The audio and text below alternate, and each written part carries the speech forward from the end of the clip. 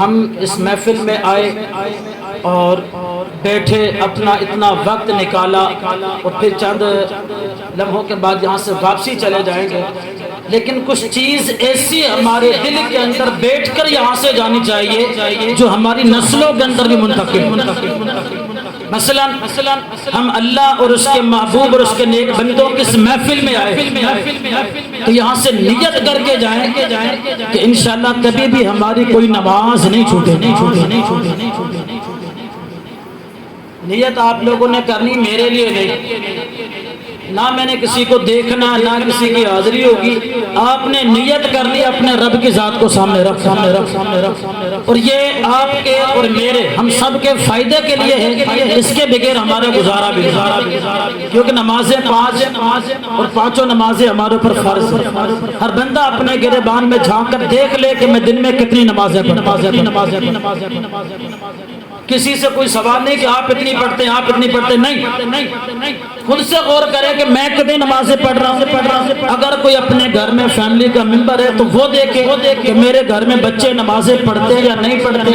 میرے گھر والے ہیں، میرے جو احباب اس کے زیر سائے کام کرنے والے ہیں، کاروبار کے حوالے سے سارے چیز نوٹ کریں کہ وہ نماز پڑھتے ہیں نہیں پڑھتے۔ اس کا ہم سے حساب و کتاب ہوگا، اس کی معافی نہیں ملے۔ ٹھیک ہے، اللہ تبارک و تعالی نے ہمیں یہ موقع عطا فرمایا اور ہمیں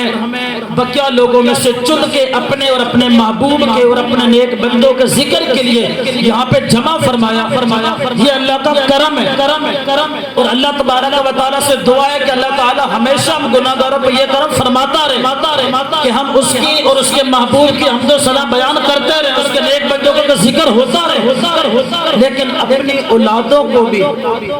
اپنی آنے والی نسلوں کو بھی ان کے ایمان کی حفاظت کریں، یہ ہماری ذمہ داری ہے، اور ان کو نمازوں کا، دین اسلام کا پابند کریں، یہ ہماری ذمہ داری ہے، اور پھر انہیں قرآن پاک سمجھ کر پڑھنے کی ترغیب دلانا اور اس کے لیے کوشش کرنا، یہ بھی ہماری ذمہ داری ہے۔ اب ہر بندہ اپنے گھر کے ماحول پہ نظر دوڑا لے کہ میرا گھر کا ماحول کیسا ہے۔ اب ہم نے یہ واقعات سنے، درسم نے بیان کیے، پہلے بھی آپ سنتے رہتے ہیں، حضور غوث پاک علیہ رحمہ کہ والدین کتنے متقی پرہیزگار تھے، لیکن اپنے بارے میں غور کریں، ہم اپنی اولادوں کی تربیت کر رہے ہیں تو ہمارا انداز کیا ہے؟ ہم کتنا اپنے بچوں کو اپنے ساتھ لے جا کر مسجد میں نماز پڑھنے جاتے ہیں، گھروں میں جو ہماری مائیں بہنیں نماز پڑھتی ہیں وہ کتنا دیگر چھوٹی بچیوں کو اپنے ساتھ تیار کر کے باقاعدہ اہتمام کے ساتھ نماز کے لیے تیار کر کے کھڑے ہوتے ہیں۔ اگر ہم نماز خود نہیں پڑھیں گے تو کیا ہمارے بچے جب ہمیں نماز پڑھتا نہیں دیکھیں گے تو وہ نماز کے پابند بن جائیں گے؟ نہیں ہو سکتا۔ اگر ہم چاہتے ہیں کہ ہمارے بچے نیک بن جائیں، شریعت کے پابند بن جائیں، اللہ اور اس کے رسول کے احکام کو ماننے، جاننے، عمل کرنے والے بن جائیں، تو ان کے سامنے ہمیں نماز پڑھنا پڑے گا، سچ کی ترغیب دلانا پڑے گی۔ ہم خود اپنی اولاد کے سامنے جھوٹ بول رہے ہوتے تو ہمارا بچہ جھوٹ سے نفرت کیسے کرے گا؟ اسی صورت میں کرے گا جب ہم خود جھوٹ سے بچیں گے، اور اگر بچہ بولے تو فوراً اس کی اصلاح بھی کریں۔ تو نیت کریں کہ انشاءاللہ خود بھی نماز پڑھیں گے اور اپنے تمام ماتحت لوگوں کو نماز کی ترغیب بھی دلائیں گے اور اپنے بچوں کو اس کا پابند بھی بنائیں گے۔ دعا ہے اللہ رب العزت کی بارگاہ میں اللہ تبارک و تعالی